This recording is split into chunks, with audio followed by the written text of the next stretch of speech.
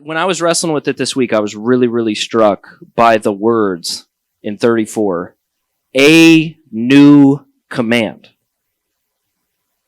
A new command. And that command, the content of that command, being given, sandwiched between betrayal and denial. I just wanted to offer a quick devotion, like 10, 12-minute devotional on how our response to enemies and betrayals is a revelation of our formation as Jesus' people, to ourselves and to the watching world.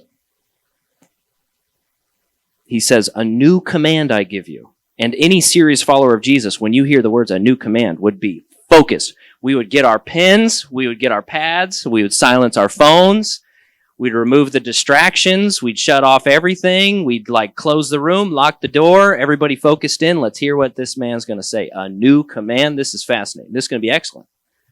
This is very exciting. You know, he has been so far the fulfillment of something old.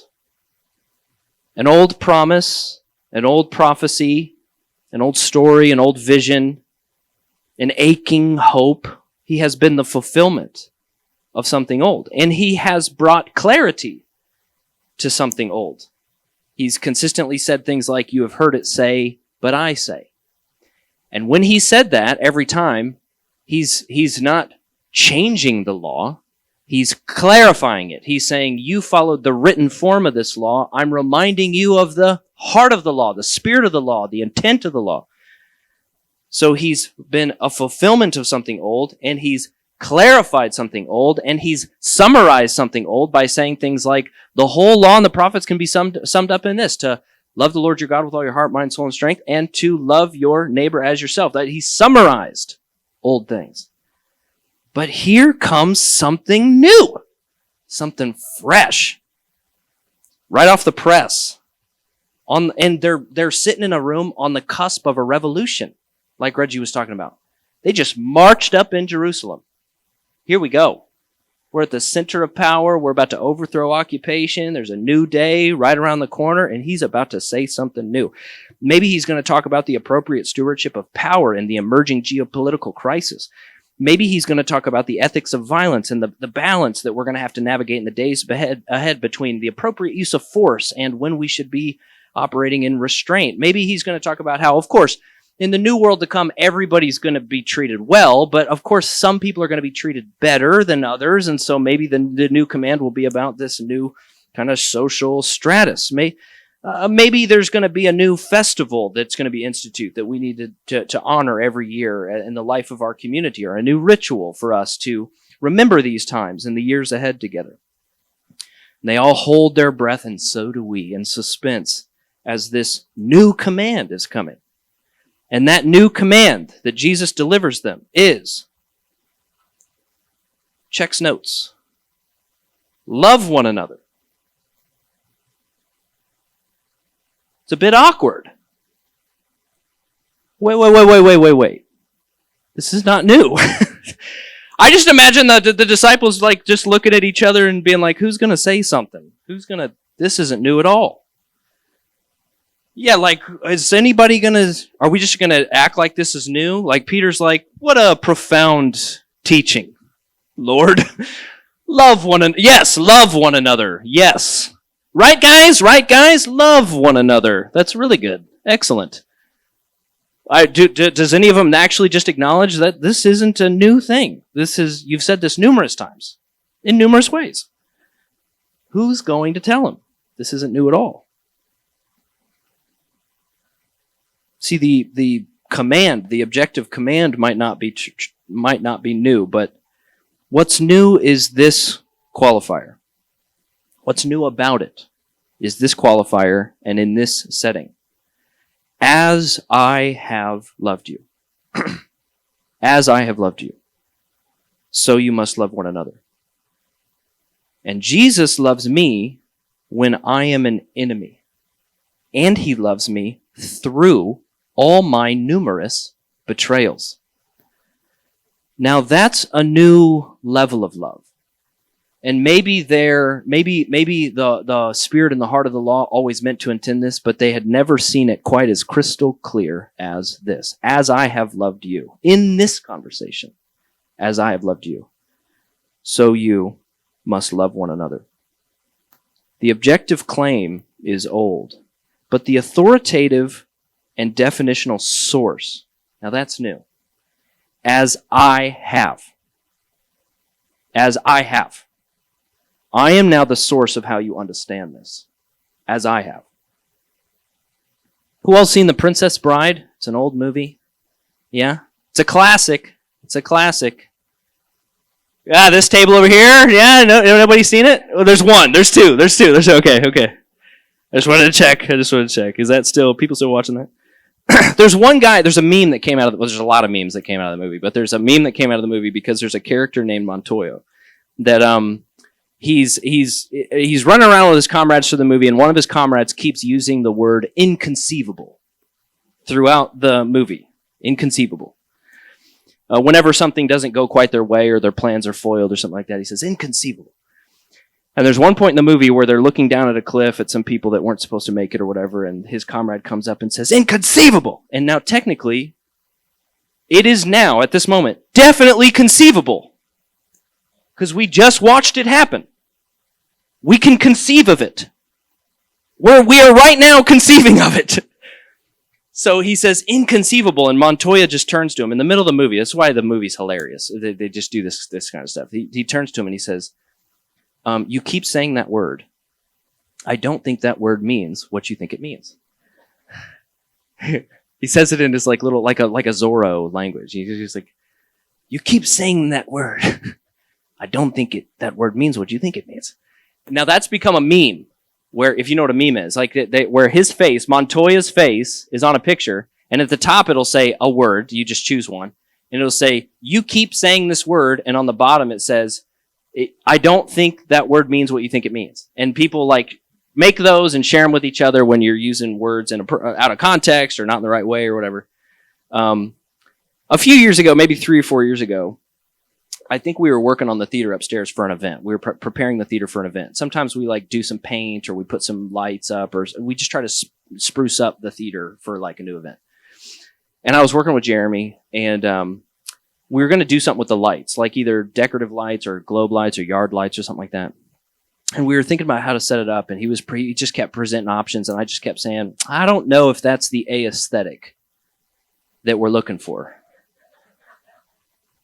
And he would offer another suggestion, and I would say, I'm not sure. Should we talk with the staff team about the aesthetic that we're looking for? I'm not sure if that's the aesthetic we're trying to accomplish. I like this aesthetic. I just kept saying it. And eventually in the conversation, he just stopped me and he said, you keep saying aesthetic. I don't think this word means what you think it means. Now, the word aesthetic has an A on the front of it. And it took me until the ripe age of 32 to realize that A is not pronounced. So I'd been saying aesthetic to refer to aesthetic for many years. And Jeremy was like, first of all, aesthetic is not a word. But if it was a word, it would actually be the lack of an aesthetic. This word does not mean what you think it means. And when he told me that, I was because I'd been doing it my whole life, my gut reaction was like, no, I'm right. It's aesthetic. I looked it up on my phone, and I was like, aesthetic. It's very obvious. And then so I realized pretty quickly that also the internet disagrees with me. Right, pretty quickly. Yeah, the entire world disagrees with me. I was convinced. I knew. For a brief minute, we disagreed on what a word meant because we did not have the same authoritative source. His was history. Mine was myself. I believe it is aesthetic because I believe that, me personally. And Jeremy had all of human history in his favor. The same type of thing happened to the word missional. If you know the history of the word missional, some of the people who originally helped coin or popularize that term were Alan Hirsch, Michael Frost, Daryl Gooder, in the late 90s and early 2000s, talking about a way of as missionaries, a way of living the following Jesus, and as churches, a way of being surrendered to Jesus that are formed primarily by his mission in the world, to be an incarnational people, not an extracted and attractional people. That's the opposite. So totally secluded from society and inviting people to come, but instead being an incarnational, embedded community, being like a sent people, a sent one, who are like owned and in possession of God's mission in the world. And they were the ones who popularized the term based on a lot of theological work from people like David Bosch and Leslie Newbegin, like all the way back into the 70s, 60s. We had like the missional conversation for 10 years had a common authoritative source and a shared definition of that word, what that word meant. But by the time 2012 came around, I was working with a church up in Illinois on sort of their missional DNA and their values and that kind of stuff, and just asking them, how are you pursuing that? And they said, we have like our church has a missional event once a month. And I said, well, tell me about that. And they said, we collect cans at the Sunday morning service and we drop it off at the food pantry. And in my head, I've got Montoya. You keep saying this word. I don't think that word means what you think it means. And it just got shredded because we no longer had a common authoritative source for what that word means. People just started using the word based on what they thought it meant, and everybody had different definitions and different sources, and the original sources sort of got diluted. I mean, that's happening right now to just about every word that we have in the English lexicon. I mean, every word is just straying away from its original universally held definition, and people are just choosing to use words however they want. And also, nobody can be wrong. So it's a very complicated time that we're in.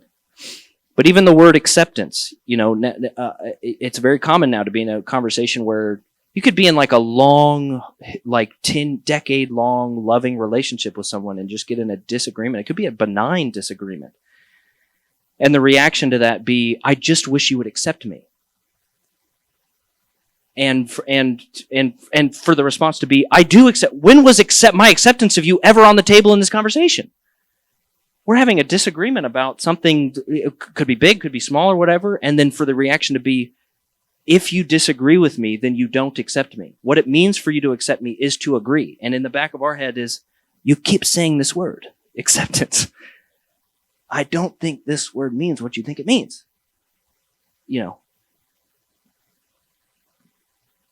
The difficulty in all of it, whether every word that has undergone definition creep in the last 5 or 10 years, the difficulty is the lack of a common authoritative source of understanding that everyone's agreed to.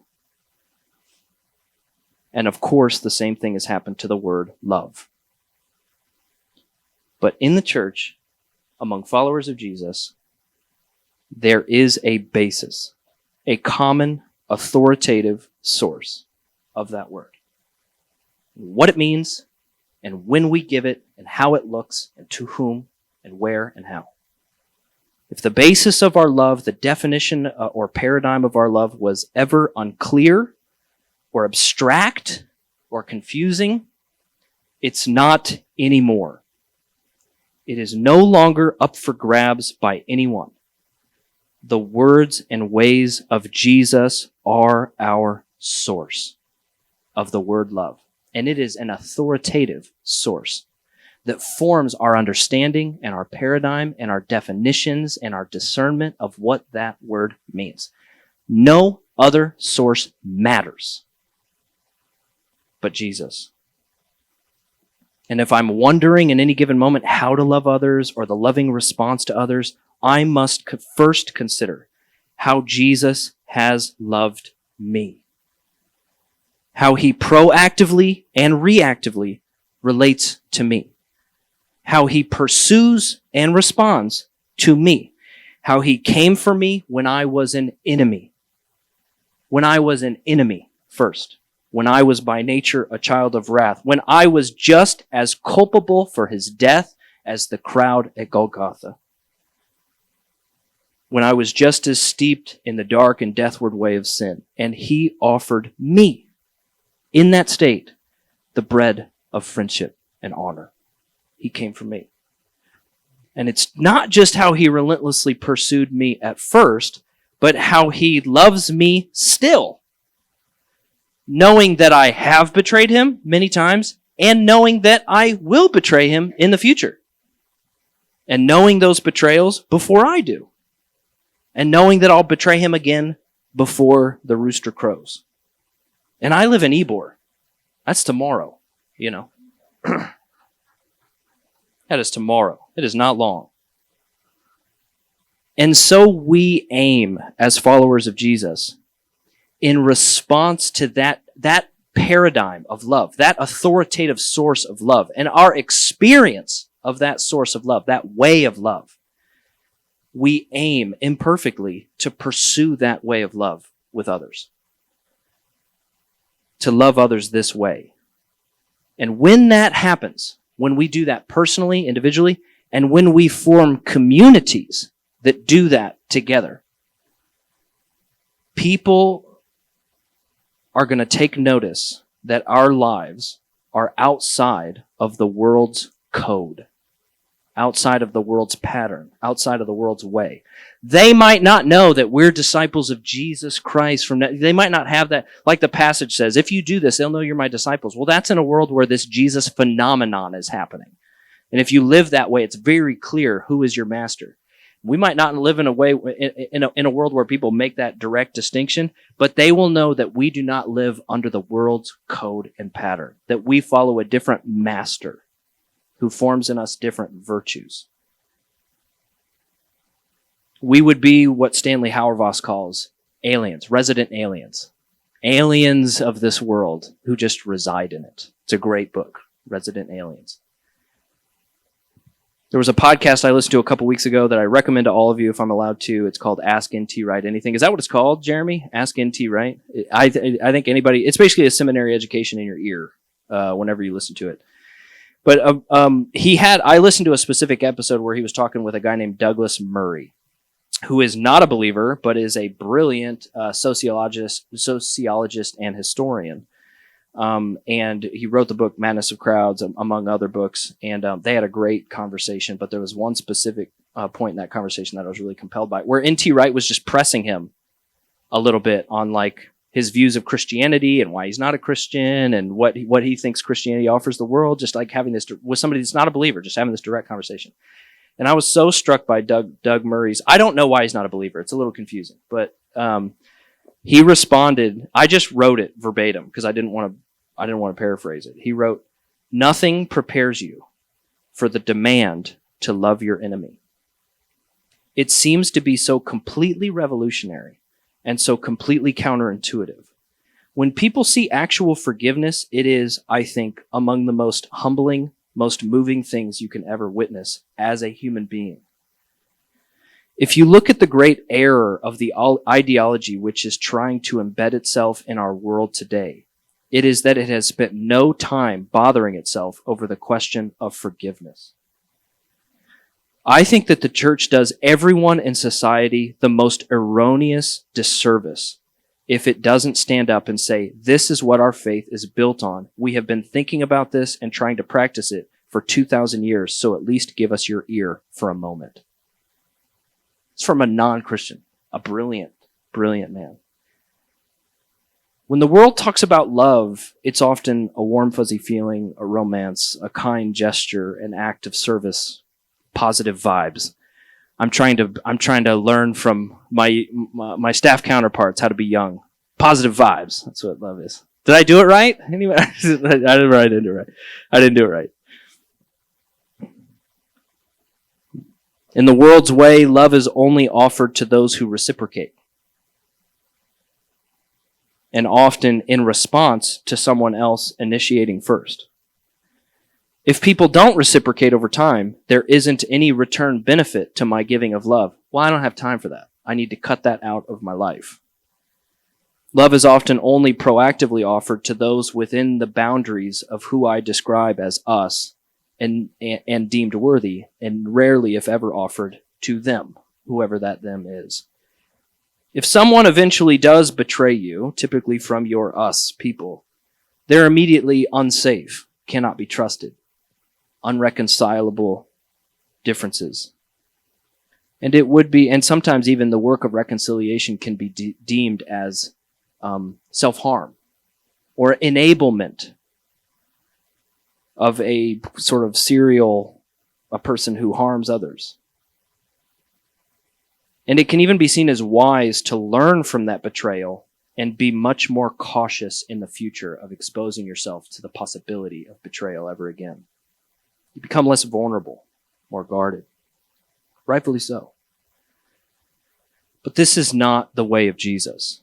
This is not, if we are following an authoritative source of our understanding of love, we will embrace and understand and pursue a way of love that is wholly different than that way. The follower of Jesus offers concrete and substantive love indiscriminately outside of the us and them bounds of the context we're in, and only bound instead by the limit of all those endowed by the image of God. Everyone. We're happy to offer that unconditional and indiscriminate love, both in word and in deed, at whatever opportunity we have, especially in the quiet places, not in the public square. And we especially delight in offering it in situations that cannot be reciprocated because our reward is in heaven. We think, oh, this is an opportunity to love someone and there's no benefit to me in any way at all. It's my favorite. It's my favorite. And it's benefiting a person who disdains my very existence in every way even better. When we are betrayed by those closest to us, whom we've invested enormous amounts of time and prayer and resources and shared life and memories, we do everything we can to reconcile and restore. But that's a two-way road. And if there's not a hope on the other end, and if it's not possible, then we try at the very least to live at peace with everyone and to bless those who will not reconcile with us or restore with us. And on the other end of that betrayal, we turn our lives to the others in our world and we open ourselves wide to the possibility of it happening all over again. Wide. Because Jesus doesn't let the certainty of betrayal tomorrow affect the shape of his love today. And nor should we. Nor should we. If the worship team would come up, I'm just going to give us a moment to consider the betrayals that we've experienced in the past or today and how those have affected us over time.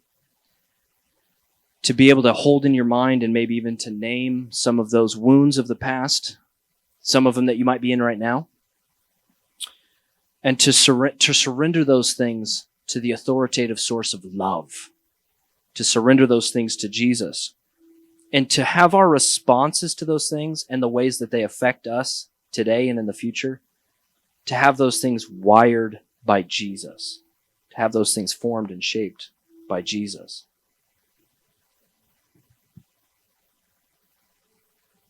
Our response to enemies and betrayals is a revelation of our formation as Jesus' people, to ourselves and to the watching world. In response to the way Jesus loves you, would you just take a moment this morning to consider, have you been betrayed in the past or recently? Maybe someone broke your trust. Maybe someone used your vulnerability against you.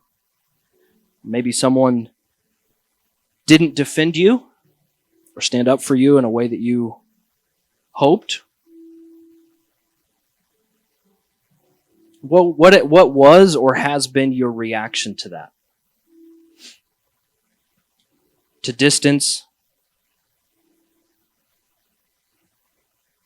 to run, to hide, to scorn, to hope for vengeance, or to love and to bless and to try to restore and to communicate.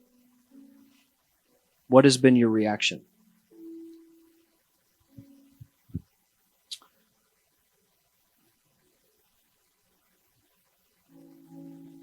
And maybe just as important, has a betrayal in the past affected your ability to love others and open yourself to others now, today? Out of fear it might happen again, out of fear that your vulnerabilities might be used against you again, out of fear that your investment might be squandered again.